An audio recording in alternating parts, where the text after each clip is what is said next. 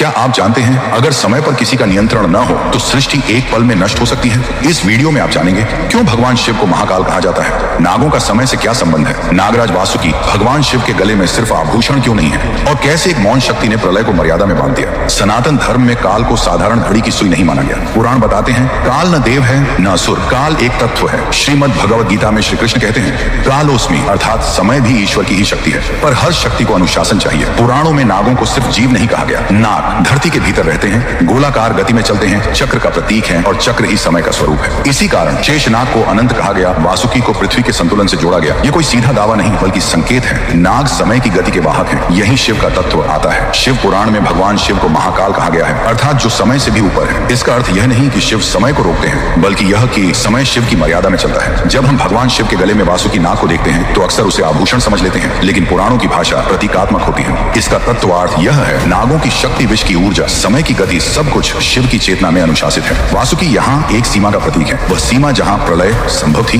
पर हुई नहीं। पुराण संकेत देते हैं यदि समय और शक्ति अनियंत्रित हो जाए तो धरती अस्थिर हो जाती है। नागों का पृथ्वी के नीचे रहना और वासुकी का शिव के कंठ में होना इसी संतुलन का संकेत है। यह नहीं कहा गया कि वासुकी समय चलाते हैं, कि यह बताया गया कि वे भगवान शिव के अधीन रहकर संतुलन बनाए रखते हैं। यह कथा यह दावा नहीं करती कि नाग सर्वशक्तिमान है, वासुकी ही काल के स्वामी है। यह केवल इतना कहती है माध्यम कई हो सकते हैं, स्वामी एक ही है, महाकाल शिव। सनातन धर्म रहस्यों को जोर से नहीं बोलता, उन्हें संकेतों में समझाता है। वासुकी कोई युद्ध कथा नहीं है, वे एक संतुलन है, और शिव वह मौन शक्ति है जिसके बिना समय भी दिशा खो देता है। जहाँ महादेव हैं वहाँ प्रलय भी मर्यादा में रहती है। हर हर महादेव।